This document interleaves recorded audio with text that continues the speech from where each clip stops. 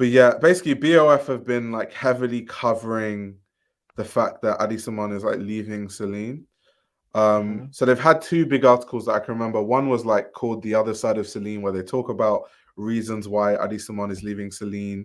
They talked about things like, the management, him having issues with the management because he's very difficult to work with and he always wants things a certain way and all that sort of stuff. So there's like issues there. So that's kind of like one thing that they mentioned. And they said that he has too much creative control. Like he wants Yeah. to Oh, I control saw every that. single facet. I Yeah. saw, saw that. So But what are the people saying? some people are just saying that, oh, they want to see him leave Celine. And then obviously there's people. I personally liked his time at Celine. I actually, you know what? It's funny that they don't like that he has too much creative control because I loved that he Yeah. had too much creative control. Like, I can talk about his Celine for a while, and it's not even because people see it as like TikTok aesthetic, but that's not. I just see Parisian chic all over it. To be fair, but even like down to the stores, he renovated the London store, right? When he took over Celine, and he has this amazing artwork. He commissioned all these like really obscure like artists and sculptors in places like Africa and Latin America and all this stuff to like make these sculptures in the store, and like has all this interesting art and architecture. And it's so interesting. And even down to like the perfume line, he just like made his own perfume line in Celine, which I actually love all the perfumes that he makes, to be fair. I think everything that he did at Celine, but I think you can only do that when you have all this creative control. I even think at one point he was even shooting the campaigns, um, Yeah. No, especially because the like, black and white okay, ones. okay, no, because I thought you were saying what the timeline is saying. I did like, I didn't know like it was just that one, Yeah, but him having creative control, I thought people liked Celine. Like people just didn't like the way that the runway scenes were shot. But I've not seen yeah. anyone dislike what happened at Celine. So is it the fact that Bernard Arnault or the Celine CEO, because I don't think Bernard Arnault is like that deep into it, but the Celine CEO Yeah. doesn't like the amount of creative control it is. So is it like a difference between the executive team and the creative team? I Or think is it's it more of like, like a power struggle more than anything else. I yeah, think because he has so much creative control, there's things that they want him to do differently that he's not doing because once again, he he has too much has the creative power, control. he has the Yeah. power and he has the value, and that is Yeah, what he was a the professional creative photographer. He was, that's yeah. what that's what the creative directors are. They have that at LVMH. So that to me, at least, what it seems like is that is a executive branch thing, and based Yeah. on the Celine C-suite, not necessarily based on his own or should I say him and Bernard Arnault or Yeah. him and upper management, so on and so forth, right? Because in reality, that is everything that LVMH wants. Like if we're Yeah, gonna go this is true. There was a rumor that apparently you wanted to move HQ to Saint Tropez, yeah, yeah, which actually didn't make any sense. it makes no Like sense. it Like literally it makes doesn't make no any sense. logistical sense. Um, like But yeah. you know, but this the thing, right? Like when these games are played on the highest level, considering oh yeah, he gets like millions in bonuses as well, I swear. And I don't think I'm not Celine. too sure about that, to be fair. I don't know about Well, that. at least that's what somebody said. Well, this Mm. the thing that was a rumor as well, maybe. So I would have to cite my Can you sources lot on hear me? that. Can Yeah, hear yeah, you, we can yeah. hear you. Oh, sweet. Um, Yeah. I Oh, you just wanted done, to Demi? say, Sorry. yeah, I Yeah, just go, wanted to go. say that I've I don't see where the major problem was, considering the consumer liked Celine and he was doing That's what really I'm gonna well. go on to reply to. And Yeah. yeah, so for me, it's just like a discrepancy between him and the C-suite. But yeah, you go, Michael. Okay, bear in mind this is all hearsay, but the things that I've been hearing is stuff when they say stuff like too much creative control, they mean like, well, one, like we've said, on one hand he has all these talents and skills that he's able to provide, which is what you want. But then it's stuff like because he's able to provide all these talents and skills, man is trying to change the logistics apparently. So stuff like he wants to work out of his home in Paris and design out of his home in Paris, when logistically it makes more sense for him to design at the head Mhm. office or design at the design studio, and then they have to ship samples to his house rather than doing everything at the studio and stuff like that. That's the kind of stuff I've been hearing, and apparently that's just been difficult to work with because they're like, it just doesn't make sense for efficiency and for logistics and things like that. That's why the Sancho Pay thing was quite silly, actually. Like, move the head office to Sancho Pay. Logistically, that's just a disaster. It's just stuff like that. That's Why- and I've heard that there's a lot of stuff like that. Here's my thing, right? People start saying you're hard to work with when they want to destroy your character in public, but don't want to say too. That's true also. That is true Like, also. if we're only That's saying valid. rumors, like that is how it starts. Like That's so, true. yeah. Yeah, I think both things can be true. Shout out to O'Shawn for the super chat. I really appreciate it. I just want to say thank you for continuing to bring authentic point of view to fashion from the financial and creative sides.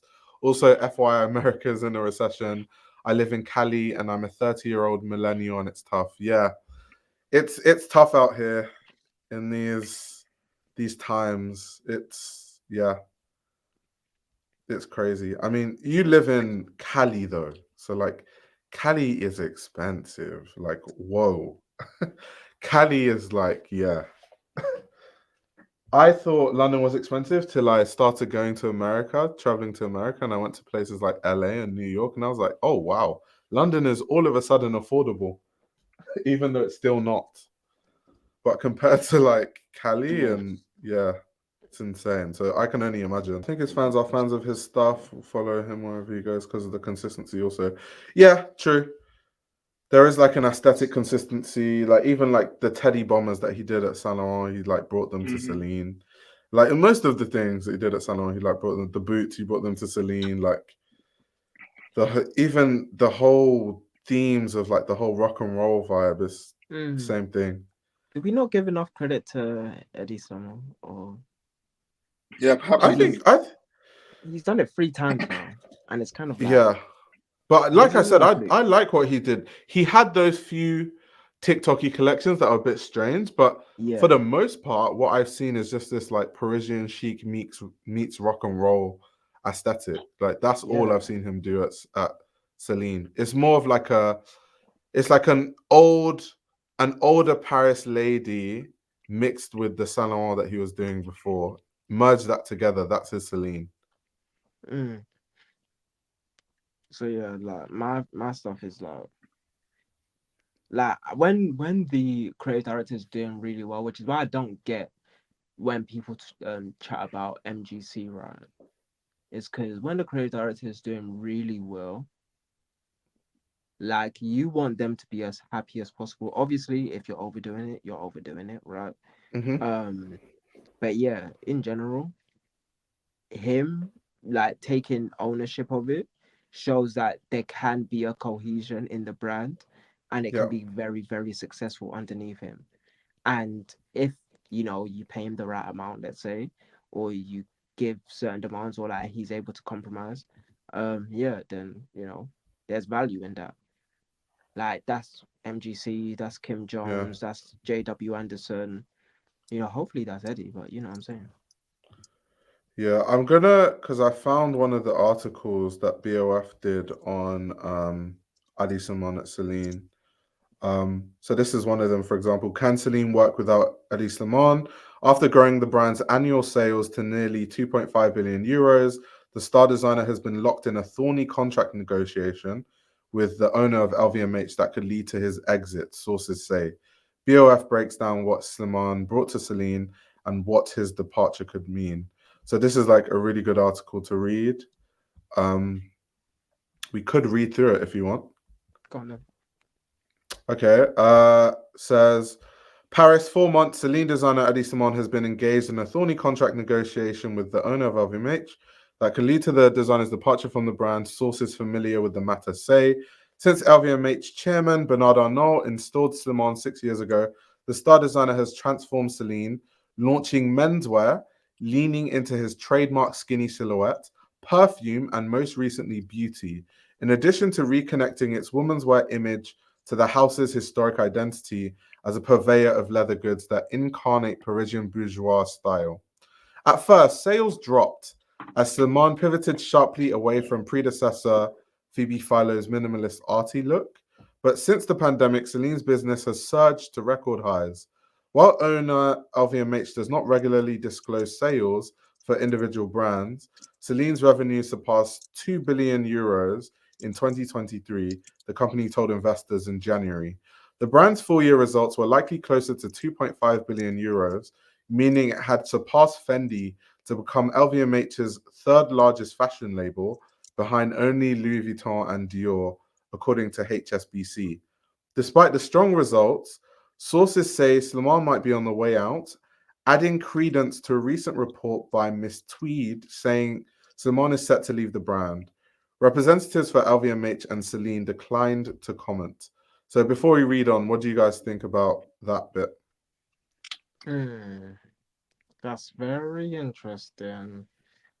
The fact that it's the third biggest brand at LVMH is huge, to be fair. Yeah, that's really big Just news. behind LV and Dior. That's huge. That's really big news. That's bigger. It's bigger than Louis Vuitton. But I can see how that could be because, like, the perfume line is honestly so good. Bro, But And people that do they don't make care that about much money off fashion, it? give me a second. I can only imagine because they're really good.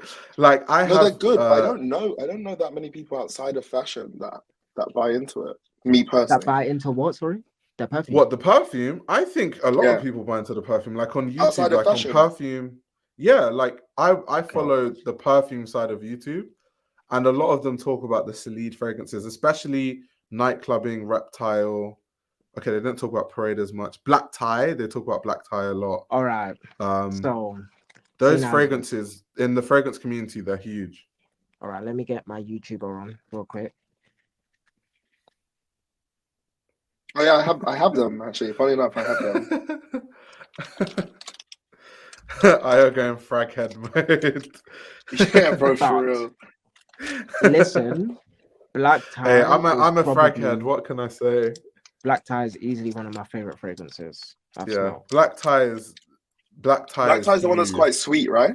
Yeah, It's quite sweet. Yeah. like the third biggest, and he's highly talented, highly skilled, and he's taking ownership. There's nothing really much to say. However, it being like the third biggest, and it can probably still grow even more. Like having him leave is a massive detriment, and then them saying, what was it that they said? I mean, okay, I'll read this part of the article because they add some more context and then we'll pause again. Go. So it says, but Slimane's considerable talent has come with financial and creative demands to match. In addition to commanding what's understood to be a historically high salary for a designer, he's also notorious for seeking royalties on all manner of creative outputs, from campaign images to perfume formulas and more. A true auteur, despite his commercial savvy, Slimane expects complete creative control over a broad sweep of subjects, not just what goes in collections, but when and how they are shown, as well as to whom and the environment in which they are sold. That can lead to big results and fast, but only when the investment dollars are flowing freely. Since Slimane joined Celine, teams have spent countless hours and company funds ferrying samples back and forth to his home in Saint-Tropez, where he regularly holes up. Projects often reach an advanced stage before getting axed by the reclusive Slimane, creating frustration and high turnover in senior teams. So, what do you guys think about that? Give him what. To be fair, give him what. In the grand scheme what he wants. Is transport even that expensive to a brand like this? Probably not. It can rack up. up. The royalties is probably more. But the royalties is probably more like royalties on the campaigns and the perfumes and stuff. Interesting. Another callback here to one of our earlier conversations. Remember when we were talking about how creative directors don't have any control, and sometimes it's the executives, the business people telling them what to do, and then the designers can't say no and just have to make a collection that they don't want.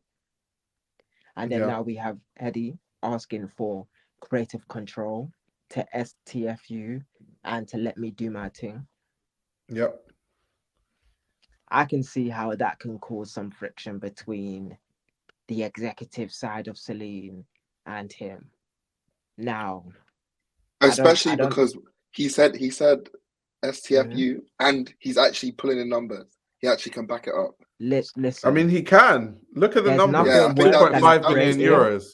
And what do That we means know more. about a creative that's able to back their chat and actually chat as well?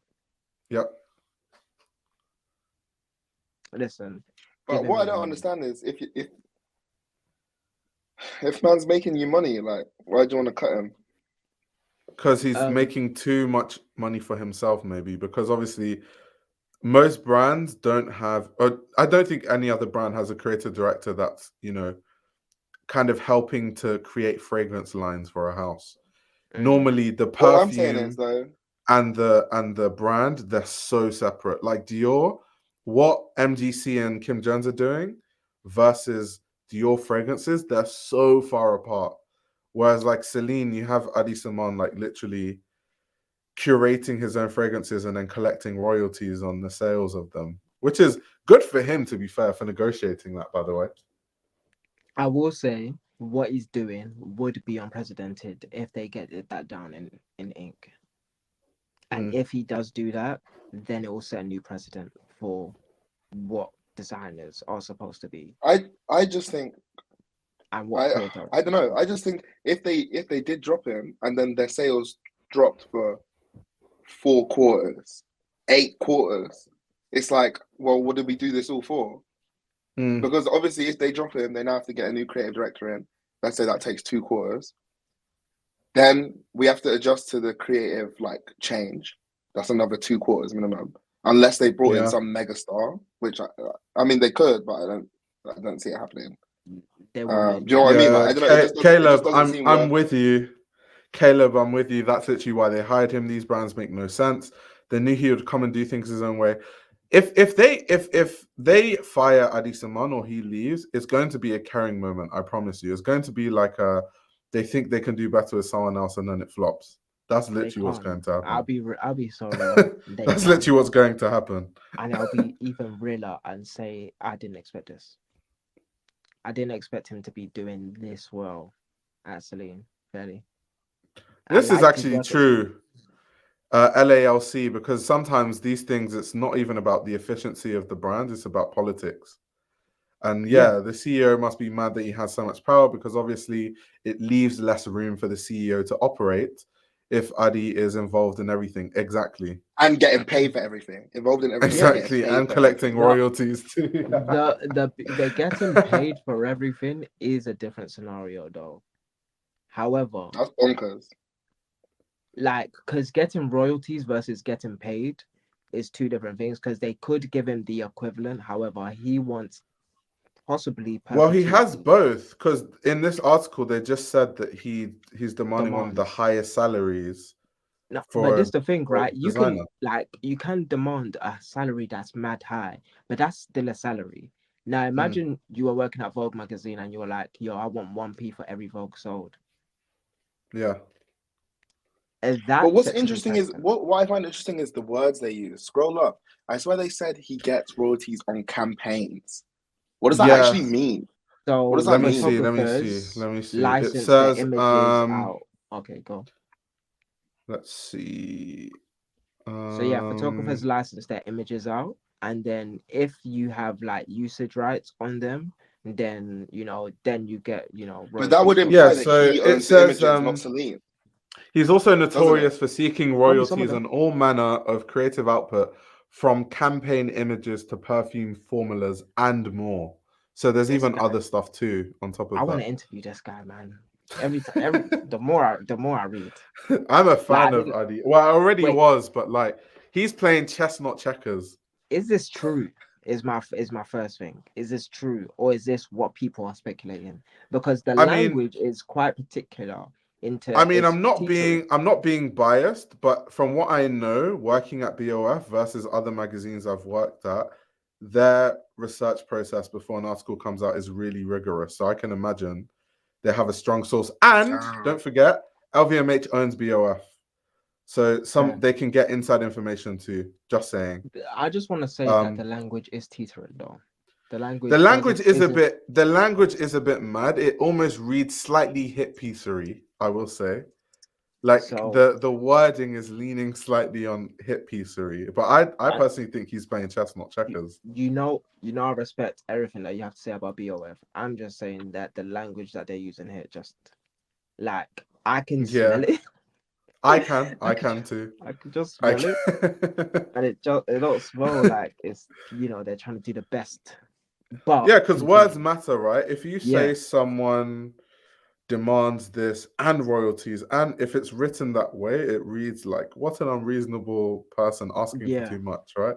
But there's a way you can write it where it's like it reads more like, oh, this is what he was asking for, type of thing, rather than something he's demanding. Almost the energy of the way it's written is like almost unjustly, almost. Not saying that was the intention of a writer, that's just how it reads. But let's see what else is interesting. This is actually true with the runway shows. Shows and media can also be a sticking point. The brand has largely eschewed in-person runway shows in favor of fashion films that take months and millions of dollars to shoot. Okay, that's a bit weird because most fashion shows take millions of dollars to do. But anyway, these are then released online without warning, limiting opportunities for editorial coverage and ultimately visibility with consumers. I'll pause there and say I think what they've been doing with that is a good thing because Celine shows kind of come out randomly and they happen so randomly. I think a lot of attention is on Celine because it's not lost in the sea of when all the other shows are happening. I find it no, to be fair, the way they worded that is really weird. The way they worded that is really weird because they're making it sound like making a fashion film is more expensive than hosting a runway. They said that take months and millions of dollars to shoot. Almost most campaigns for these brands cost millions of dollars to shoot. These people literally book out the Eiffel Tower for a day just so that they can shoot. Do you know how expensive that is? When you see these campaigns, they're dancing in front of the Eiffel Tower. Those cost millions. So to be honest, that's neither here nor there.